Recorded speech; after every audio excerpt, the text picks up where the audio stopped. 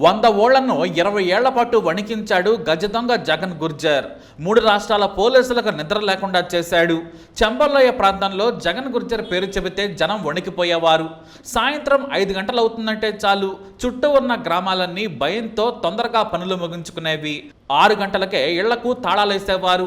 దోపిడీ దొంగలు రాకుండా కిటికీలు కూడా లేకుండా ఇళ్లను నిర్మించుకునేవారు. అతని మీద రాజస్థాన్, మధ్యప్రదేశ్, ఉత్తరప్రదేశ్లో 100ల కేసులున్నాయి. దొంగతనాలు, దోపిడీలు, హత్యలు, హత్యాయత్నాలు ఒకటేంటి ఎన్నో నేరాలు చేసిన గజ దొంగ జగన్ గుర్జర్ పోలీసులకు నిద్ర లేకుండా చేసి శాంతి భద్రతలకు తలనొప్పిగా మారాడు. 2018లో అతని గ్యాంగ్ను ఏరేసేందుకు రాజస్థాన్ పోలీసులు ప్రత్యేక ఫోర్స్ని ఏర్పాటు చేశారు. ఎక్కడ ఉన్నా ఎంతమందిని చంపినా సరే కుక్కను కాల్చినట్లు కాలుస్తామని హెచ్చరించారు. అవసరమైతే వారం రోజులైనా చంబల్లోయలో దిగి ఆపరేషన్ జగన్ చేపడతామని హెచ్చరించారు. అంతేకాదు లొంగిపోతే ప్రాణభిక్ష పెడతామని కూడా ఆఫర్ ఇచ్చారు. దీంతో జగన్ ఇక అడవి జీవితం చాలనుకున్నాడు. ఓ 10 ఏళ్లు జైల్లో ఉంటే అన్నింటిపై బెయిల్ తెచ్చుకొని బయటకు వద్దామనుకున్నాడు. ఆగస్టు 19, 2018లో నాటి ఐజీ మాలిని అగర్వాల్ ముందు లొంగిపోయిన జగన్ అజ్మీర్ సెంట్రల్ జైల్లో ఉంటున్నాడు. జైల్లో కూడా అతనంటే అందరికీ వణుకు. డెకాయిట్ జగన్ అంటే సుస్సు. జైల్లో కూడా తన పలుకుబడితో రాజభోగాలు అనుభవిస్తూ ఉన్నాడు. కానీ సప్త సముద్రాలు ఈదిన వీరుడు మురికి కాలువలో మునిగి చనిపోయినట్టు గజ దొంగ జగన్ గుర్జర్ కూడా చిల్లర దొంగ విష్ణు చేతిలో హత్యకు గురయ్యాడు. ఇప్పుడు ఇదే రాజస్థాన్ సహా ఉత్తరాదిలో వైరల్ న్యూస్. కానీ ఆ హత్య వెనుక ఓ సినిమా రేంజ్ స్టోరీ ఉంది. అయితే ఎవరి జగన్ అనేది షార్ట్గా తెలుసుకుంటే పుష్ప రేంజ్ స్టోరీ అవుతుంది. ఎందుకంటే ఒక సామాన్యుడు 20 ఏళ్ల పాటు చెంబల్లోయ ప్రాంతాన్ని ఏలడం అంటే సామాన్య విషయం కాదు. ఈ జగన్ గుర్జర్ పుట్టుకతో కనీసం చాక్లెట్ కూడా దొంగతనం చేస్తున్నాడు. కానీ ఎందుకు ఇలా మారాడంటే ఫ్లాష్ బ్యాక్ ఖచ్చితంగా తెలుసుకోవాల్సిందే. జగన్ గుర్జర్ ధోల్పూర్ జిల్లాలోని కాన్పురా గ్రామంలో నివసించేవాడు. 12వ తరగతి వరకు చదువుకున్నాడు. తర్వాత వ్యవసాయం చేసుకుంటూ జీవనం సాగిస్తూ ఉన్నాడు. అప్పటికే చంబల్లోయలో చాలా మంది బందిపోటు దొంగలున్నారు. అందులో తోపు బందిపోటు మోహన్ గుర్జర్. అయితే జగన్ తన పని తాను చేసుకుంటూ ఉండేవాడు.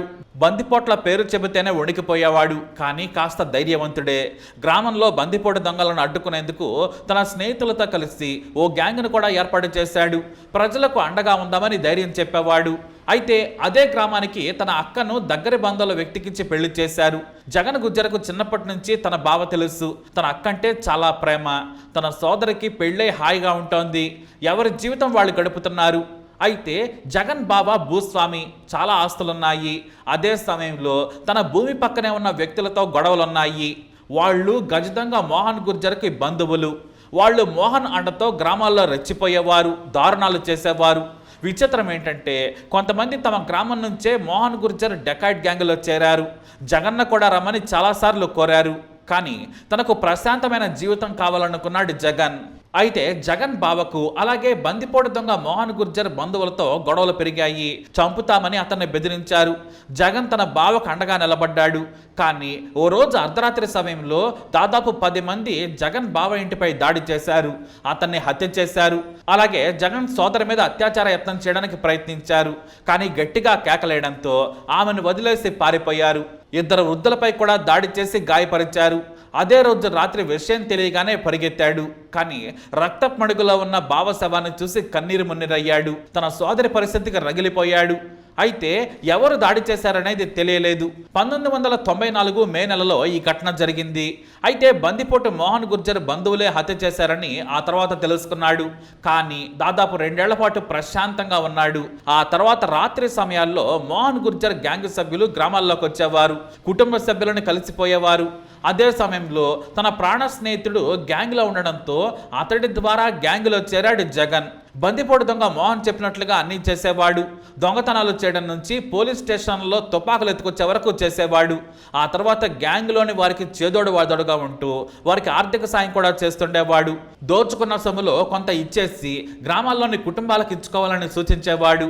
అయితే మోహన్ గుర్జర్ ఎప్పుడూ కూడా గ్రామాల్లో వారిని అలా చూడలేదు. ఆ తర్వాత ఓ రోజు రాత్రి సమయంలో భోజనాల తర్వాత చంబల్లోయలోని దట్టమైన అటవీ ప్రాంతంలో సమావేశం ఏర్పాటు చేశాడు మోహన్ గుర్జర్. తన గ్యాంగ్లోని సభ్యులు దారి తప్పారు, సరిగ్గా పని చేయడం లేదు, సొమ్ములను మింగేస్తున్నారని తిట్టడం మొదలుపెట్టాడు. మరీ ముఖ్యంగా జగన్ వచ్చిన తర్వాత పరిస్థితి దారుణంగా తయారైందని మద్యం మత్తులో తిట్టడం మొదలుపెట్టాడు. జగన్ గుర్జర్ కూడా చాలాసేపు ఓర్పుతో వింటూ ఉన్నాడు. కానీ తన కోపం కట్టలు తెంచుకుంది. అదే సమయంలో అక్కడే అందరూ చూస్తుండగానే తన తుపాకీతో మోహన్ గుర్జర్ని కాల్చి చంపేశాడు జగన్. అందరూ షాక్ అయిపోయారు. వెంటనే అక్కడున్న కొంతమంది బందిపోటు దొంగలు తుపాకీ ఎక్కిపెట్టారు. కానీ వారిని కూడా బెదిరించాడు. అంతేకాదు, మీకు స్వేచ్ఛనిస్తాను, మనం దోచుకున్న దాంట్లో అందరం సమానంగా పంచుకుందాం, ఎవరికైనా కుటుంబ సభ్యులకు ఆర్థిక సమస్యలుంటే నేను తీరుస్తాను, నాతో అండగా ఉంటారా అని అడగడంతో చాలామంది చెయ్యెత్తారు. అదే గ్యాంగ్ లీడర్ను చంపి తానే లీడర్ అయ్యాడు. అదే రోజు రాత్రి తన బావను చంపించిన మోహన్ గుర్జర్ శవాన్ని తీసుకొని తన గ్రామానికి వెళ్ళాడు. అక్కడ నడి గ్రామంలో ఆ శవాన్ని పడేసి తన బావను చంపినందుకు ప్రతీకారం తీర్చుకున్నానని ఓపెన్గానే ప్రకటించేశాడు. అంటే మోహన్ గుర్జర్ని చంపడానికే ఆ గ్యాంగ్లో చేరాడు. కానీ పైకి మాత్రం నటిస్తూ వచ్చాడు. సమయం చూసుకొని మోహన్ గుర్జర్నే లేపేశాడు. అయితే ఈ విషయం తెలియగానే మోహన్ గుర్జర్ బంధువులు అక్కడి నుంచి పారిపోయారు. ఆస్తులు వదిలేసుకుని మరీ నగరాలకు వలస వెళ్లారు. ఆ ఆస్తులను కూడా జగన్ ఆక్రమించుకున్నాడు. అలా మొదలైన ప్రయాణం ఎన్నో దోపిడీలు చేసి 3 రాష్ట్రాలకు నిద్ర లేకుండా చేశాడు. అయితే పలుమార్లు పోలీసులు వ్యూహాత్మకంగా అతన్ని పట్టుకున్నారు. ఎందుకంటే జగన్కి ఓ మరదలుంది, ఆమెను కలుసుకునేందుకు వస్తూ చిక్కాడు. అలా జైలుకి వెళ్ళడం, బెయిల్ మీద రాగానే మళ్ళీ తన గ్యాంగ్ దగ్గరకు వెళ్ళిపోవడం చేస్తూ ఉండేవాడు. అలా 4 సార్లు చిక్కాడు. అయితే ఆ తర్వాత పోలీసులకు దొరకలేదు. 3 రాష్ట్రాలు వెతికాయి. వయసు మీద పడడం, అనారోగ్య సమస్యలు, కుటుంబ సభ్యుల ఒత్తిడి పోలీసుల ఆపరేషన్ల దాటికి తట్టుకోలేక 2018లో జగన్ లొంగిపోయాడు. అజ్మీర్ జైల్లోనే ఉంటున్నాడు. అయితే అదే జైల్లో ఎంతోమంది గ్యాంగ్స్టర్స్ ఉంటున్నారు. భద్రతా దృష్ట్యా భారీ సెక్యూరిటీ ఉన్న బ్యారెక్లో జగన్ను ఉంచారు సిబ్బంది. కానీ ఖైదీల సంఖ్య పెరగడంతో చిన్న నేరస్తులను కూడా వారితో పాటే ఉంచేవారు జైలు అధికారులు. అలానే విష్ణు అనే చిల్లర దొంగ వచ్చాడు. 3 నెలలు విష్ణు అందులోనే ఉన్నాడు. ఇతను చిల్లర దొంగ. విష్ణుకి ఇంకా పెళ్లి కాలేదు. అయితే జూన్ 29వ తేదీన మధ్యాహ్నం 3 గంటల ప్రాంతంలో బ్యారెక్లు తెరిచేందుకు జైలు సిబ్బంది వెళ్లారు. కానీ అక్కడ జగన్ గుర్జర్ దారుణంగా హత్యకు గురై ఉన్నాడు. ఓ మూలన విష్ణు భయంతో కూర్చుండిపోయాడు. వెంటనే పోలీసులకు సమాచారం అందించారు జైలు సిబ్బంది. అయితే అదే విశాలమైన ఆ బ్యారక్ సెల్లో మరో 18 మంది ఉన్నారు. ప్రతి ఇద్దరికి వేరువేరు గదులున్నాయి. అంతా ఓపెన్గానే కనిపిస్తుంది. జగన్ గుర్జర్ని మాత్రం విష్ణునే చంపాడని తేలిపోయింది. టవల్తో ఊరేసి చంపాడు. కానీ జగన్ పర్సనాలిటీకి విష్ణు ఒక్కడే టవల్తో చంపడం అసాధ్యం. మరోవైపు సీసీటీవీల భద్రత ఉన్నా కూడా నేరం జరగడం అనుమానాలకు తావిస్తోంది. జగన్ ఉండే వైపు సీసీటీవీలు పనిచేయడం లేదనే వార్తలు కూడా బయటకు వచ్చాయి.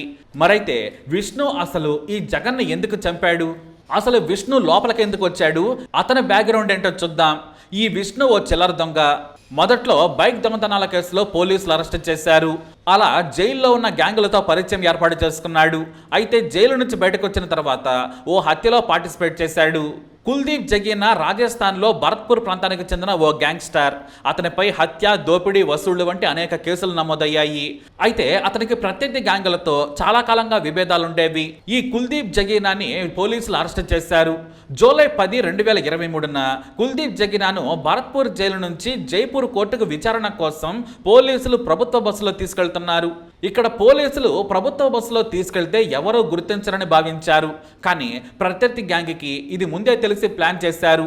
ఇక్కడే విష్ణు పాత్ర చాలా కీలకంగా ఉంది. విష్ణును సాధారణ ప్రయాణికుల్లా అదే ప్రభుత్వ బస్సులో ఎక్కించారు. అతని పనేంటంటే కుల్దీప్ ఏ సీట్లో కూర్చున్నాడు, బస్సు ఎక్కడికి వచ్చింది, ఎప్పుడు టోల్ ప్లాజాకు చేరుతుంది, ఈ సమాచారం అంతా కూడా తన గ్యాంగ్కు మొబైల్ ద్వారా పంపించాలి. బస్సు జైపూర్ సమీపంలోని అమోలీ టోల్ ప్లాజా వద్దకు రాగానే ప్రత్యర్థి గ్యాంగ్ కార్లలో అక్కడికి చేరుకుంది. బస్సును అడ్డగించారు. గ్యాంగ్ సభ్యులు బస్సులోకి ఎక్కి కుల్దీప్ జగీనాపై వరుసగా కాల్పులు జరిపారు. పోలీసుల కళ్ళ ముందే అతడిని హత్య చేశారు.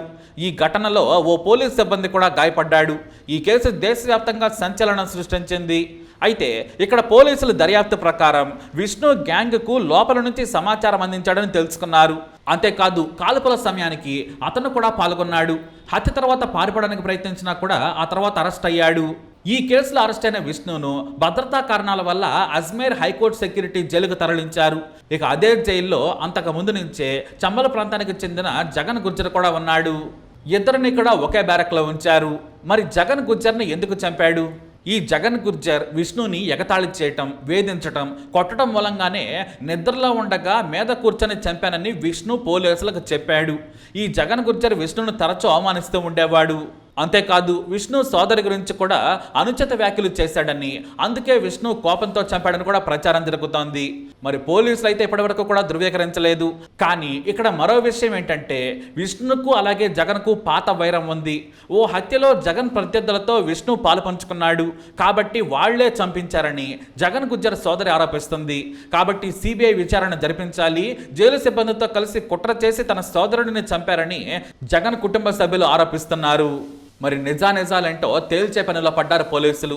ఏదేమైనా పెద్ద డెకాయిట్ని చంపేసి అతనే హీరో అయ్యాడనుకున్నాడు. కానీ ఇప్పుడు మరో చిల్లర దొంగ హీరో అయ్యాడు. కత్తి పట్టుకున్నవాడు అదే కత్తిపోటుకి బలవుతాడు. మరి మీరేమంటారు? మీ అభిప్రాయాన్ని కమెంట్ ద్వారా తెలియజేయండి. ఈ వీడియో అప్డేట్స్ కోసం మా ఛానల్ ఫాలో అవ్వండి, తప్పకుండా సబ్స్క్రైబ్ చేసుకోండి.